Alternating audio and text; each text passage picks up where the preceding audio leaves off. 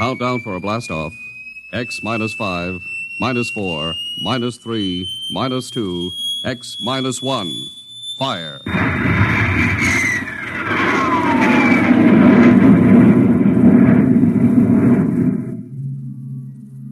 From the far horizons of the unknown come transcribed tales of new dimensions in time and space. These are stories of the future, adventures in which you'll live in 1,000,000 could-be years on 1,000 maybe worlds. The National Broadcasting Company presents X minus 1.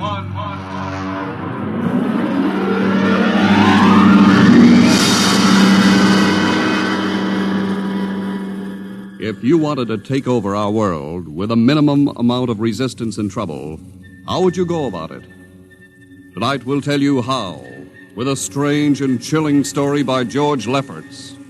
The Parade.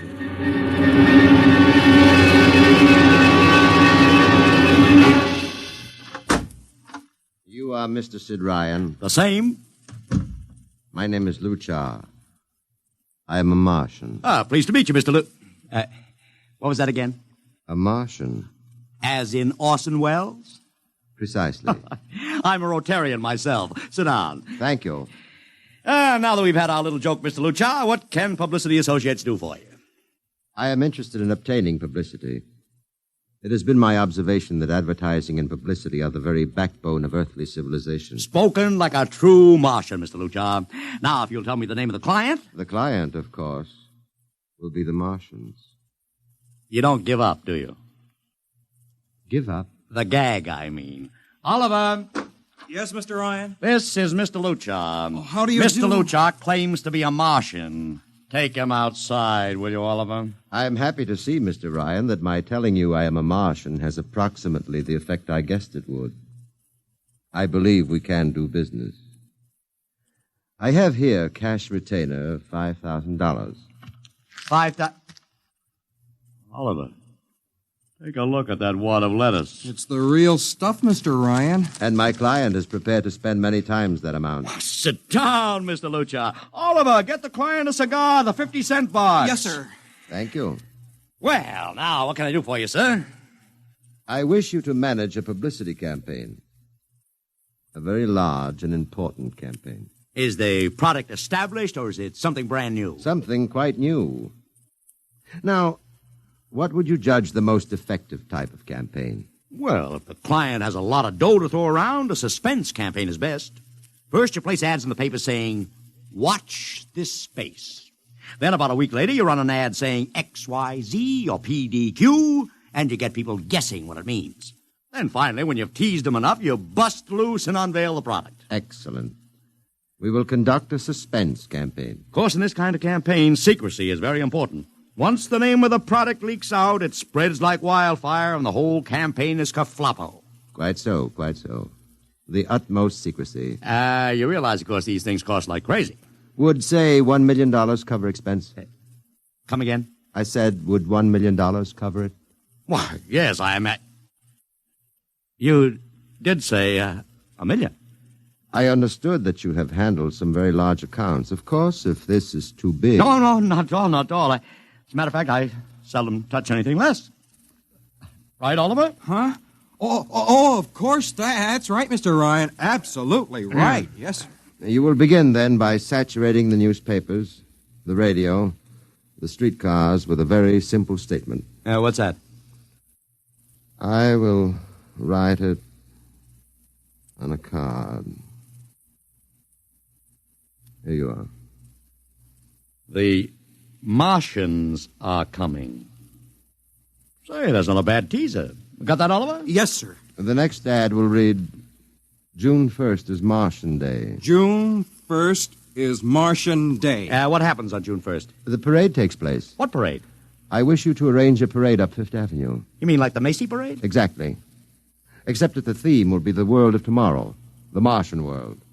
My client would like it to be a gay affair. Balloons, clowns, pennants, pretty drum majorettes. Say, that sounds terrific. I might be able to interest the department stores in a tie-in. Fine. The parade will climax the campaign. On June 1st, the product will be unveiled. Good enough. By the way, Mr. Luchar, just what is the product? What are we selling? Oh, no, Mr. Ryan. Secrecy, remember? Yeah, but after all... Mr. Ryan, all will be revealed to you in good time. For the moment, let us say that we are selling a concept. A concept? The concept of invasion from Mars.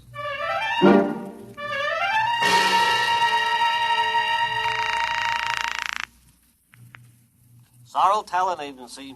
Sammy Sorrell, please. This is Sammy. This is Sid Ryan over at Publicity Associates. Listen, Sammy, how you fixed for midgets? I got midgets. Fine, I need 40 midgets for a parade. 40. June 1st. And listen, Sammy, I want them dressed in little spacesuits. In little... You know, like men from Mars. Mars. Okay? And I want some movie extras, maybe 50 of them. 50. Also rigged up like men from Mars. Make them look gruesome. Got that? Gruesome. Also, I need some horses with pretty girls on top of them. Maybe you can get that bunch from Maroney's Traveling Circus, the one we booked for the Fireman's Parade in Albany last year. Yeah, I'll try, Sid. Never mind the expense. Just get me the talent. It sounds like you landed a big client there. Who is it? It's a secret. I gotta hang now. Call me back, Sammy. Right.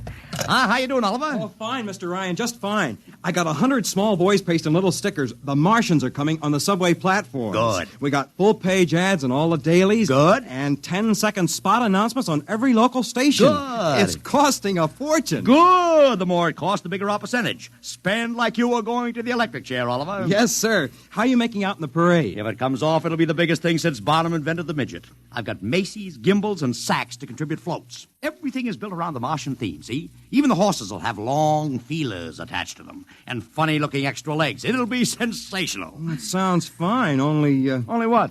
Mr. Ryan, we don't even know what we're selling. Oliver, my boy, do you think old Sid Ryan has been sitting here spending all this moolah and not putting two and two together? You mean you know who Luchar represents? Just by accident, understand? I have learned that Century Pictures is making a big new epic. One of those expensive pictures they make in secret and then spring on the public because they don't want the other studios to get the jump on them. What's the picture? A space opera titled Invasion from Mars, get it? Oh, I begin to see. Also, by mere coincidence, it's supposed to have its premiere sometime around June 1st. You follow me? Yes, but Mr. Ryan, Century has an exclusive contract with New Feature Syndicate for all their publicity. Suppose Century Pictures doesn't like the way New Features is handling their stuff. They want to get out of the contract, but New Feature says no, so they have to get around the contract. A man named Luchar, client unknown, starts publicizing the Martian invasion. Need I go further? I don't know, Mr. Ryan. Sounds pretty far-fetched to me, but I don't know. That's what I like about you, Oliver. You're so innocent.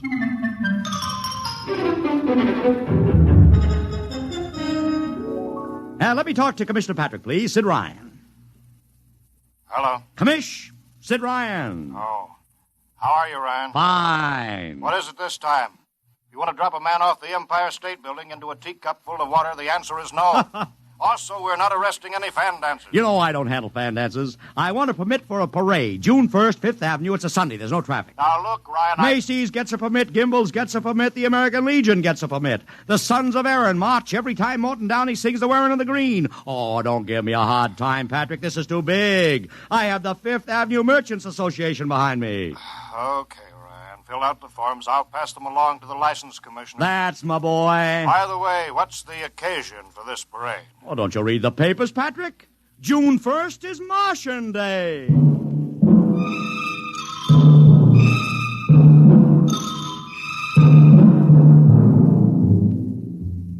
How is the campaign going, Mr. Ryan? Like wildfire, Mr. Luchar, like wildfire. Everybody and his brother is going along with the gag. Yesterday, we distributed 50,000 Martian hats to school kids. I got some of the merchants doing World of Tomorrow displays in their windows. Every big novelty manufacturer in town is climbing on the bandwagon. They want to get into the parade with floats, giveaways, anything. Everybody smells a buck to be made.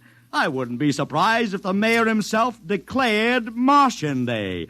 I've even arranged for Commissioner Patrick to accept a $50,000 check for the Policeman's Benevolent Fund from the man from Mars. Oh, it's terrific, terrific. My blood pressure's up to 200. Excellent. I understand Century Pictures spent over $1 million making that space opera. I beg pardon? Oh, come, Mr. Lucha. Sid Ryan wasn't born yesterday, you know. I know who our client is, even if you don't admit it. You do? Always thinking that's me. Well, as long as you know, let's keep it to ourselves, shall we, Mr. Ryan? As you once remarked, when these things leak out, it destroys the surprise and ruins the effectiveness of the campaign.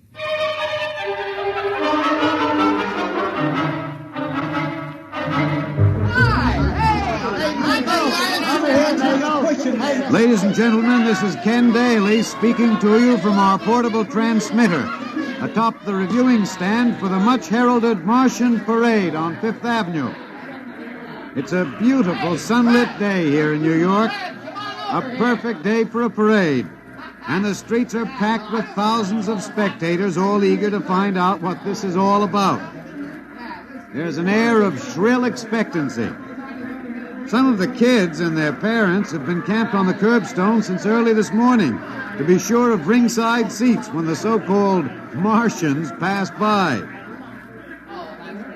I've just had word from Saul Brown up at Central Park Mall that the Martians have landed from big pink balloons. And now, while we're waiting for the arrival of the parade, we've brought some people up to our microphone to tell you their reactions to this most spectacular of all publicity stunts. That's right, come on. What's your name, madam? Miss Ada Shackley. A little louder, please. Miss Ada Shackley. Uh-huh. And where are you from, Mrs. Shackley? Columbus, Ohio. I see. And I see you have your family with you, too. Two little curly-headed blonde boys. Are you in New York on vacation? We came for the Shriners Convention with their daddy. What do you think of Martian Day, Mrs. Shackley? Well, it all seems very strange to me, but the boys have been pestering me to watch it, so we've been standing here 2 hours. I can't make head or tail of it. Well, neither can a lot of other people, Mrs. Shackley. But judging by the thousands here today, there's a lot of curiosity. Curiosity killed the cat, folks say. Well, let's hope not. Thank you, Mrs. Shackley. Mr. Ryan's here. Ryan, right. And this is Mr. Sid Ryan, ladies and gentlemen, the publicity man who's the brains behind the Martian Day stunt. Hello, Sid. Good morning, Kenneth. Easy, not so close to the mic. Oh, sorry. Hey, Sid, you've certainly lifted the lid this time. Looks like it, doesn't it? Sid, there's been a great deal of speculation as to exactly what all this is leading up to. I've heard some folks say it's a big war bond drive. Others think it's just to stimulate local business. And, look, I understand in the trade itself, the smart money says you're building for the premiere of Century's forthcoming extravaganza, Invasion from Mars. Now, come clean. Can you tell us what the real story is? Ken, I'd like to, but honestly, I can't. Oh, man of mystery, eh? Are you going to watch the parade from the stand here? No, Ken, I can't stand noise. I'm going up to my office and watching company. Well, thank you, Sid Ryan, and good luck. And here they come, ladies and gentlemen. The first units of the big Martian parade, swinging down Fifth Avenue with fanfare, colored streamers, music, confetti, floats, all the trappings of a Mardi Gras. And here in the vanguard is a whole troop of little midgets in weird-looking pink and blue spacesuits, carrying Rube Goldberg weapons with signs painted on them. Let's see, I can read one which says, Atomic Blaster. Another one has a placard reading, We're Martian through Georgia.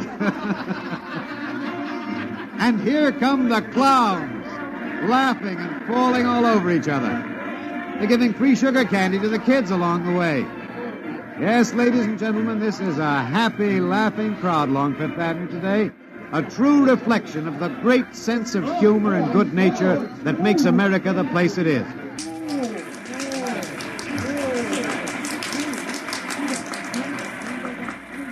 This is promised as the climax of the show.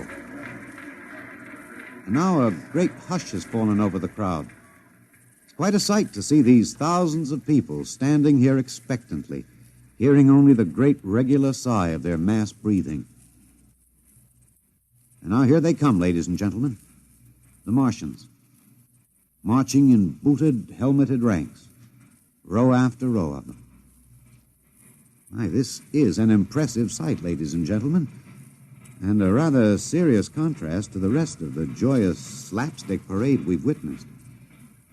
There are perhaps, 200 tall, broad-chested men dressed in metallic gray spacesuits with thick glass visors drawn across their faces.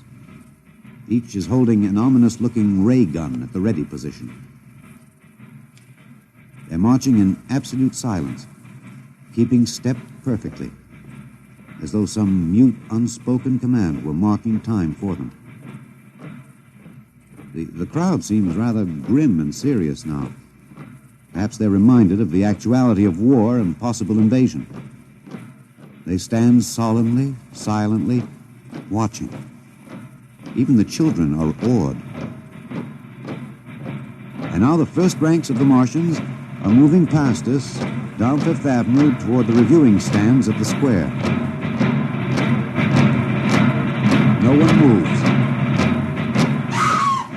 What's that? What's happening? There, a woman, ladies and gentlemen. She dashed out into the street. For what reason, I don't know. She attempted to lift the visor of one of the Martian spacesuits, but just as she reached the Martian, she fell forward in a dead faint. I tell you, I've never felt such mass tension in a crowd as we're experiencing here right now, today. All sorts of rumors have begun filtering back through the audience. There are excited whispers of she's dead, she fainted, and now an undercurrent of, what? They're really Martians. This is an example of how a single incident can precipitate mass hysteria, ladies and gentlemen. I tell you, it's a mighty reassuring sight to see the blue uniforms of New York's finest spaced every 10 feet or so along the avenue. Somehow, I can't explain it, this incident has begun to work on what was a moment ago a happy, carefree crowd, and the complexion is changing.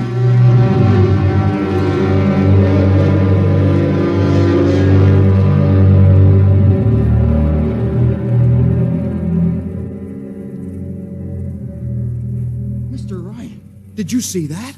A woman fainted. Of course I saw it. What do you suppose she saw? Oliver, old man, did I ever tell you you were too naive for this business? But that young woman ran out into the streets to get a close look at the Martians, and then she screamed and fainted dead away. I'm well aware of that, Oliver, since I paid her $50 to do it. What? The dramatic moment, Oliver, the stock and trade of the good publicity, man. Relax. Holy smokes, you sure think of everything. Yeah, for my share of this deal, roughly $100,000, I can afford to think of everything. Shut the window. Don't you want to see the finish? We'll go down to the reviewing stand for the finish. Right now, I want to make a phone call.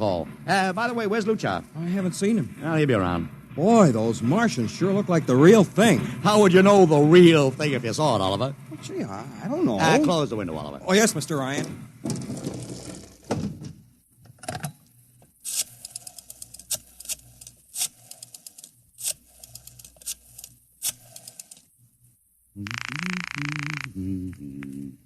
Sorrel's Talent Agency. Sammy, this is Sid Ryan. Say, listen, Sid, I was going to call you. I'm awful sorry about those Martians. What do you mean, sorry? They're terrific. No, don't joke, Sid. I mean it. Well, I mean it, too. They're great, great. Are you in the bag? Never felt better. You mean it, don't you? Of course I mean it. What is this? There are Martians in the parade? About 150. Of course, I only ordered 50, but Sid. under the circumstances... Sid. Well, what is it? Sid, don't you know? I couldn't get you a single movie extra. There's a studio strike in New York. I was going to call you, but I figured... Hey, wait a minute. Where'd these guys come from if you didn't hire them? I don't know. Maybe Oliver... Oh, hold on. Oliver? Yes, Mr. Ryan? Did you hire those Martians? No, sir, Sammy, this is on the level, isn't it? Honest, Sid, Okay, Sammy, I'll call you back. What's the matter, Mr. Ryan? I don't know. I just don't know. I've got to locate Lucha. What's Century Pictures number? Mr. Ryan, this is Sunday. Oh, yeah. Well, get me their publicity director, Marty Sanford, at home. Oh, yes, sir. Yeah.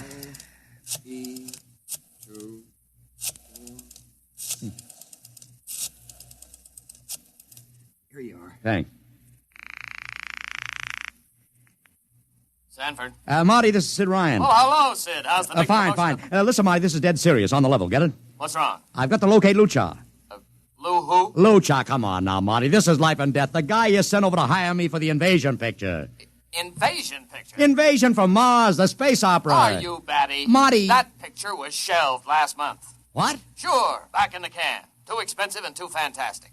The big shots decided you can't sell a Martian invasion to the American public. And I never heard of a guy named Lou... Mother heaven. What is it, Mr. Ryan? You look terrible. That's too fantastic. What's too fantastic, Mr. Ryan? Is something wrong? Open that window. I want another look at those Martians. Yes, sir.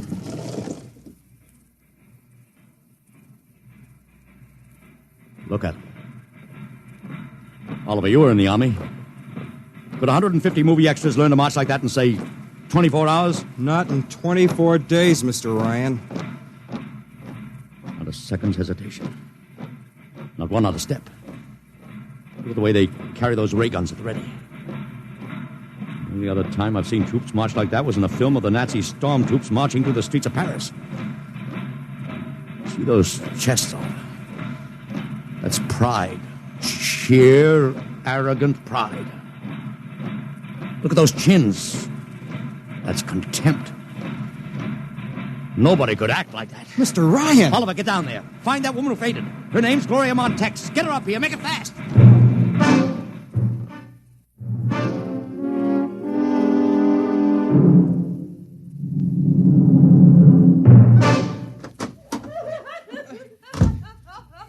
Here she is, Mr. Ryan. I can't get much sense out of her. Stay away from me. Gloria, it's me, Sid Ryan. Oh, don't kid me. You're a Martian. Gloria, settle down. No, you're wearing a mask. Baby, it's me, Sid. And underneath, it's awful. It's all big green eyes and those feelers like a catfish. Baby, snap out of it. Listen, what happened down there? You ran out and screamed like I told you, but the fainting, that wasn't in the act. Oh, go away, please. Go away. What'd you see? Oh, no, please. It's too awful. Please, please. Just one question, baby. Inside that helmet, what'd you see? You won't get anything out of her, Mr. Ryan. She needs a doctor. Okay, Oliver, I've heard enough anyway. You take care of Gloria here. Get her a drink. Where are you going? To see the commissioner. We gotta stop this parade before things begin to happen.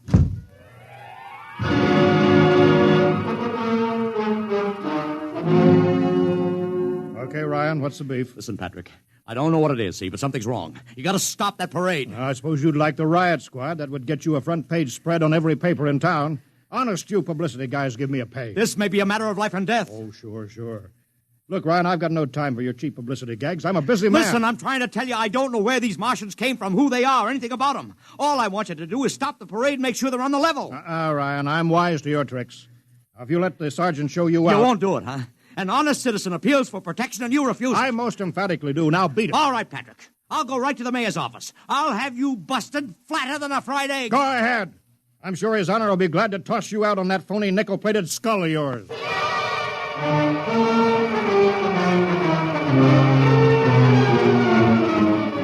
You heard me, Ryan. You cannot see the mayor. Adolf, please. This isn't a gag. I don't want publicity. All I want to do is maybe prevent something horrible from happening. In case you don't know it, wise guy, something horrible is already happening. A couple hundred little kids are in the hospital with ptomaine poisoning from that phony Martian candy you passed out.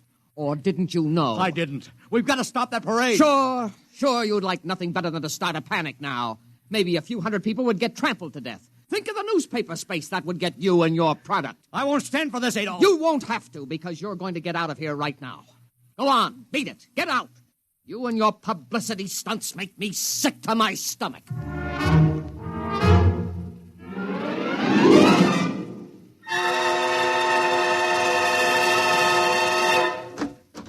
Oliver! Oliver, where are you? Oliver! Oliver! It is useless What? to scream at him, Mr. Ryan. Your friend is quite dead. Lucha. He wanted to run to the police with some story about a Martian invasion. I found it necessary to restrain him. Restrain him, you stinking murderer. Now, Mr. Ryan, collect yourself. After all our planning, it wouldn't do to have everything spoiled, now would it? Lucha, start talking and talk fast, because when you get through, I'm going to take you apart piece by piece. What's this all about? But surely you know, Mr. Ryan, after all, you've been publicizing it for months. Listen, you... Please, do not interrupt. You see, before colonizing your planet, we Martians sent advanced scouts to study your habits, your weaknesses. We found that the people on Earth are predominantly conditioned by advertising and publicity, and so... we conceived the idea of treating our entire invasion as a vast publicity stunt. Clever, huh? After all, Mr. Ryan, who would suspect an invader who advertised his invasion in the newspaper, invited the public to his surprise attack, and spent millions publicizing his plans? Holy jumping catfish. You've done very well. Then There was no product. Ah, but there is a product. The product is death. What are you trying to do, Lucha? We Martians are a humane people, Mr. Ryan. We do not like to destroy thousands where a few hundreds would suffice. In exactly 2 minutes, our troops will treat the world to a spectacle of death, which will bring the rest of your planet to its knees in horror. Nations will clamor to surrender. Perhaps, Mr. Lucha. But not if I can help it. You...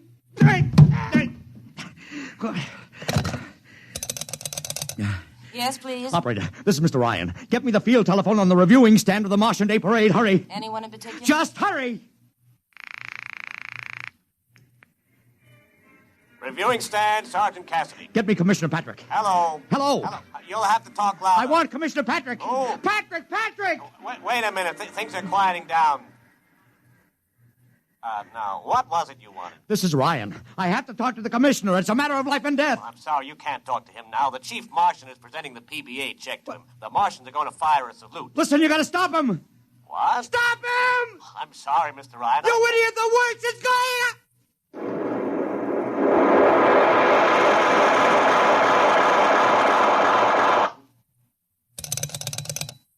This is the operator. I'm sorry, Mr. Ryan, you've been cut off. I can't seem to get them back. Doesn't matter, operator. Nothing matters now.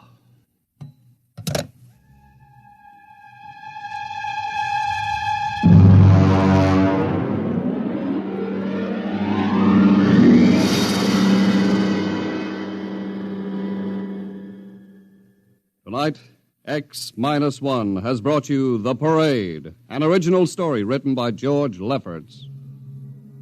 Featured in the cast were Joseph Curtin as Ryan, Joe DeSantis as Luchar, Alexander Scorby as Daly, Agnes Young as the woman, Ellen Deming as Gloria, John Thomas as Oliver, Arthur Anderson as Sammy, Wendell Holmes as the Commissioner, and William Keane as Sanford. Your announcer, Don Pardo. X-1 was directed by Fred Way and is a transcribed NBC Radio Network production.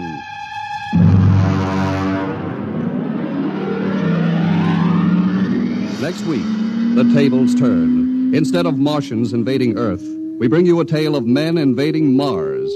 Ray Bradbury's brilliant short story entitled Mars is Heaven.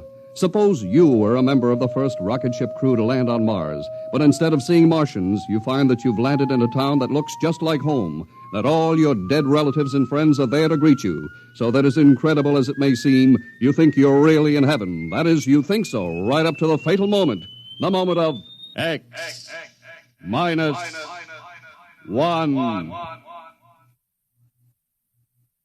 Join the Abbotts on another baffling mystery tonight.